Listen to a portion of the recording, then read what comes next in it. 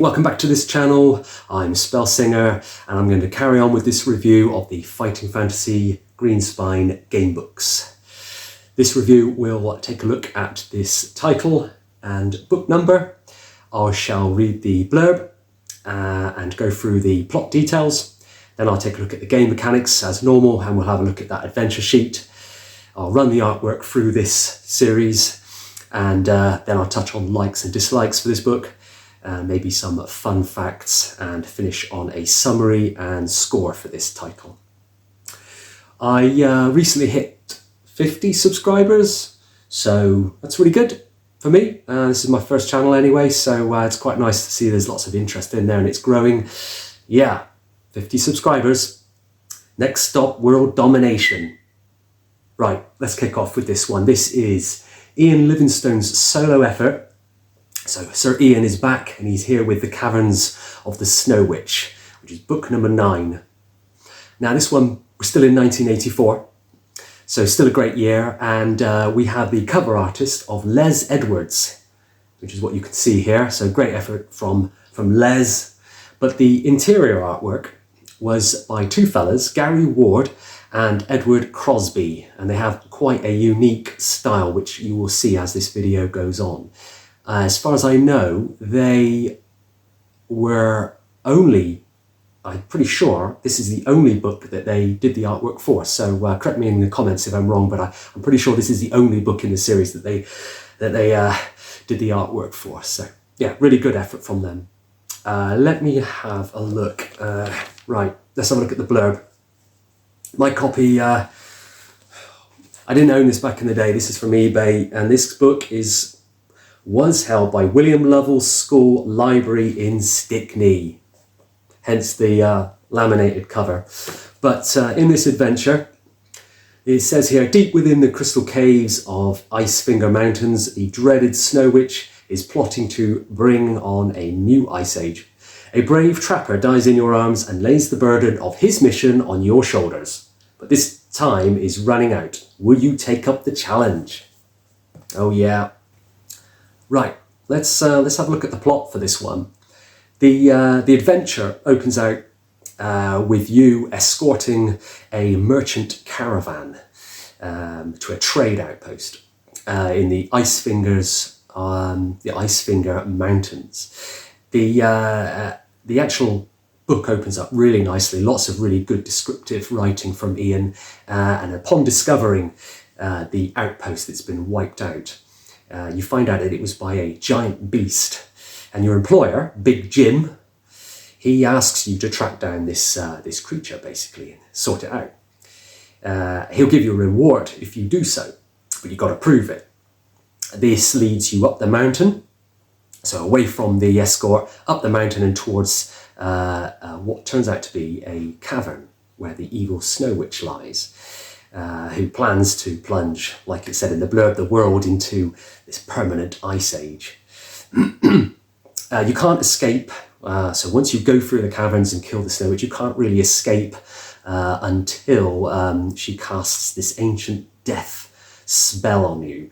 And in order to rid yourself of that spell, you must basically forget about any reward that Big Jim mentioned and head south in search of a healer who possesses the cure for this death curse that you now have. The book is split almost into 3 distinct parts. It's very clear as you're reading it. In the first part, so like I say, you're hired to kill this Yeti that wiped out that trade outpost. And that is, it's basically disrupting all the trade routes in the Icefinger Mountains of Allansia. So after you kill this Yeti, you find a dying trapper, like it mentions also, who tells you of the great riches to be found in the caverns of the Snow Witch. It's this trapper that tells you in the first place about all this. So you basically get told about this great riches. Obviously that sparks your interest, and that there's this Snow Witch, an evil sorceress who dwells in the mountains. You set off to investigate the caverns, meeting up with 2 other adventurers along the way, Red Swift the elf and Stub the dwarf. The 3 of you enter the caverns and you fight your way through kill all these monsters and avoid traps until you get to the Snow Witch. That's like the first part of this book. And you think, oh, okay, that's it, I'm here, I've done it. Oh no. The second part, the three of you, once you've defeated the Snow Witch, you have to escape the caverns while being chased by the Snow Witch's minions. And along the way, you enter all these scenarios, lots of traps, lots of guards, and even the spirit of the Snow Witch, which is chasing you. That's part two. And then in the final part of this book, the three of you return to sort of like a more civilized part of Allansia to find that the Snow Witch cast the death spell, like I mentioned, on you at the beginning of your encounter with her. So after Stub perishes, the dwarf, you have to seek out Penticora. That's a healing wizard who sort of lives nearby to cure you of this spell. And then, of course, all the time you have this curse, your stamina's dropping off ever so slowly. So there's a bit of a race against time. With certain items that you found in the Snow Witch's cavern, you can pass a series of ordeals that are set by this wizard to cure the spell and successfully complete the Gamebook. So that's your final third part of the book. So yeah, it's a little bit different in that you have like a series of goals to complete as opposed to just follow the narrative to the end and then fight the boss or perform some deed. There's like 3 stages to it. So that's quite different. And there'll be a reason for that, which I'll touch on in a bit. And that is the plot, essentially. Let's have a look at the game mechanics. Now, game mechanics, again, really ensure that you have to have high stats in this one.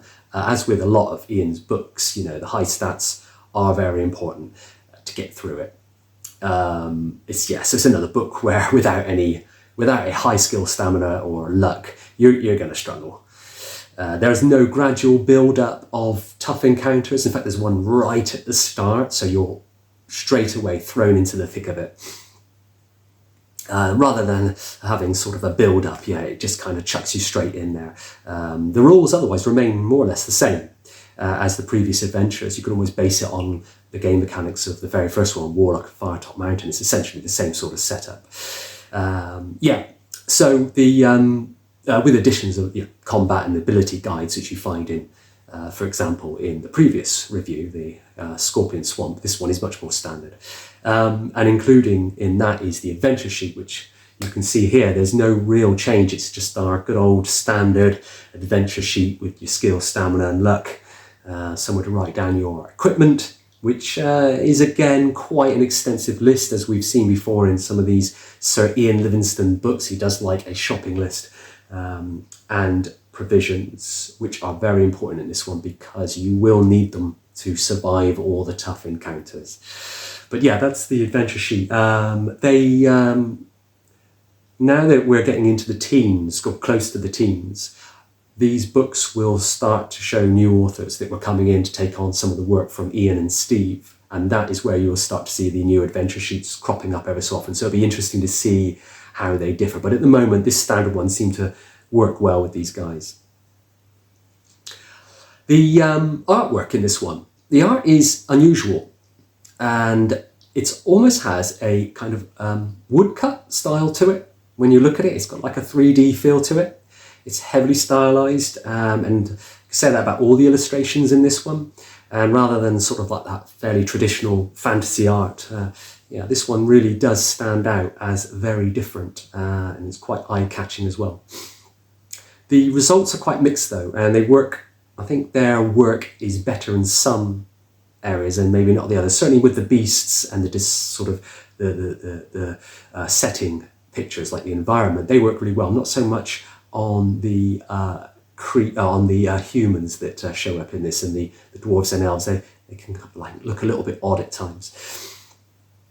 So for example, the Brain Flare, the Snow Witch, the Crystal Warriors that I'll run through this video, they all look really, really great.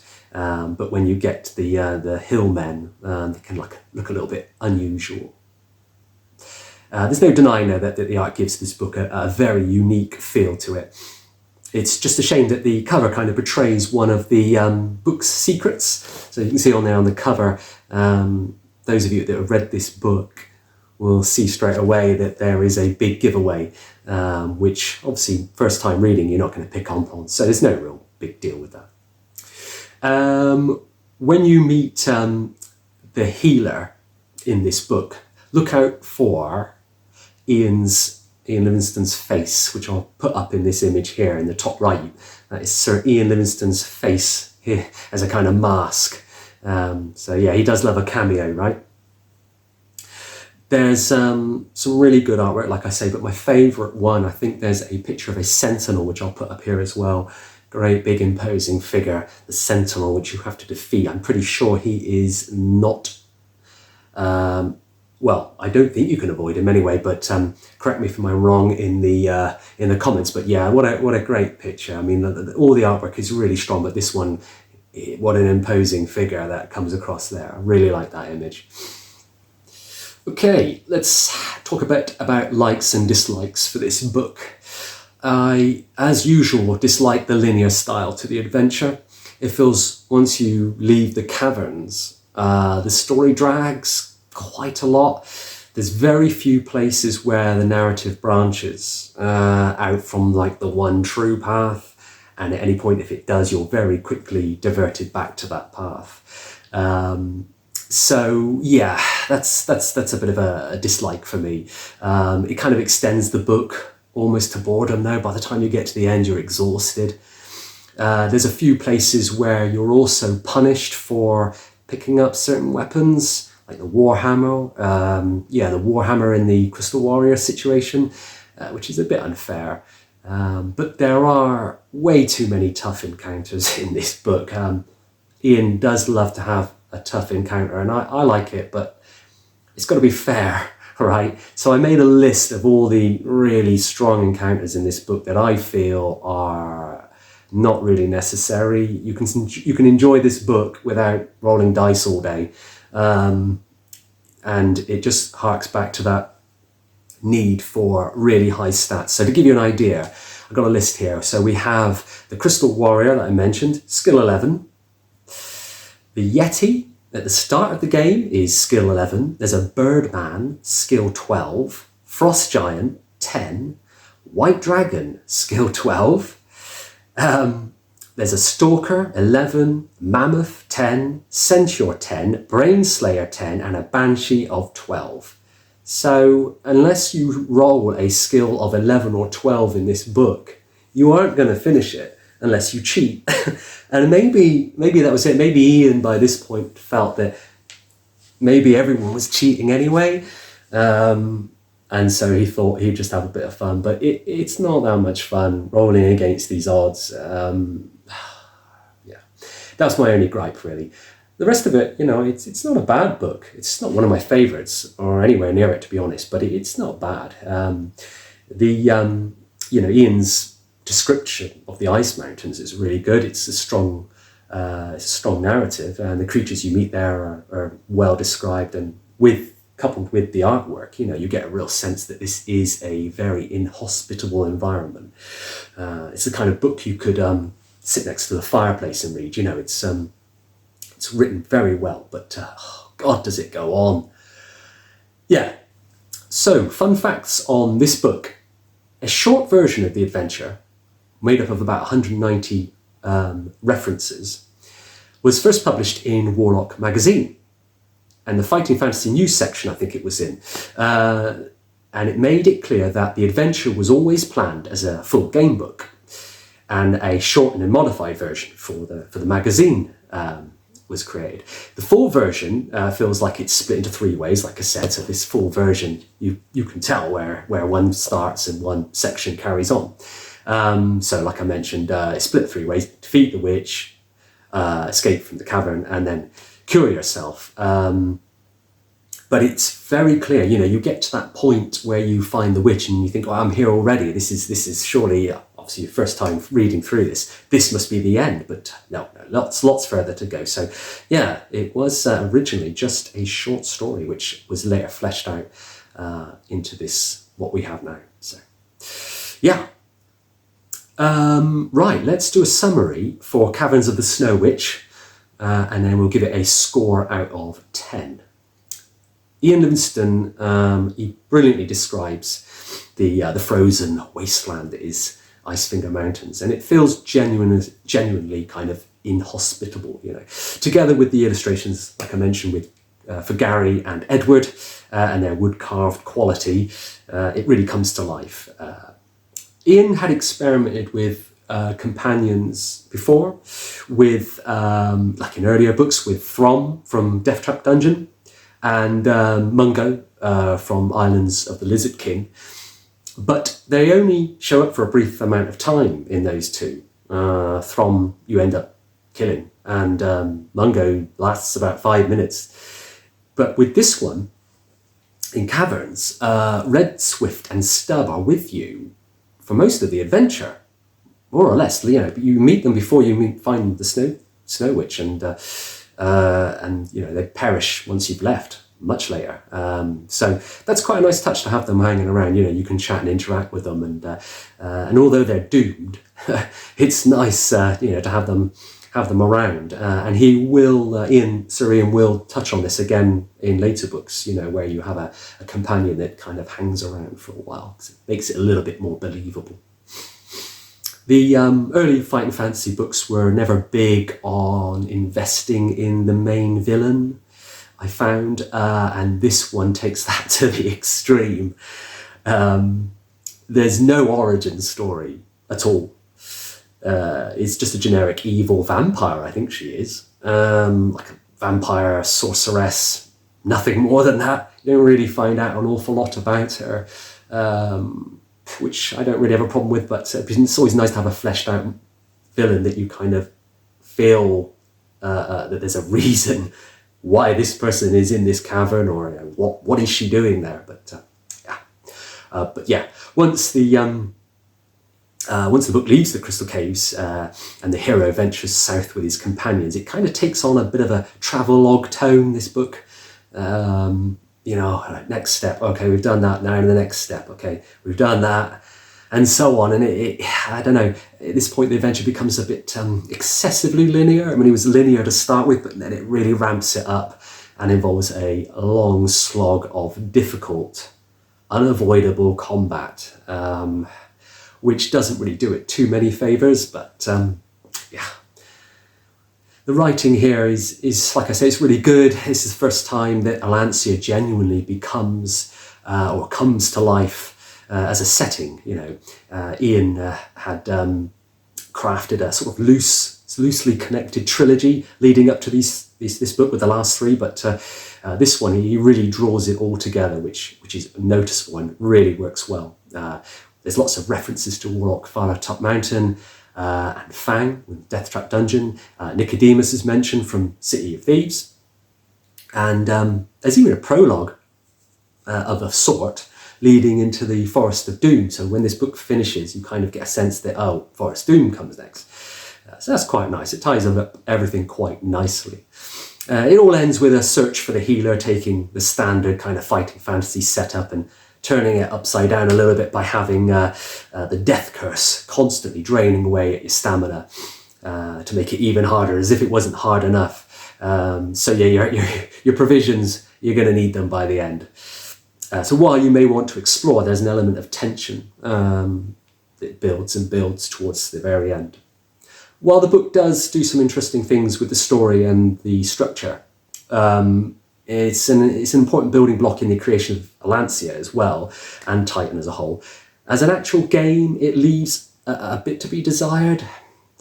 High stats, like I mentioned, are essential yet again. There's sheer number of unavoidable combat. The shopping list of items makes the book harder for weaker characters, and even with a strong character, you're gonna have an interesting time. A lot of it's down to pure luck of the dice. So it's a fun book. It's a fun book to read. It's less fun to play. Let's say that.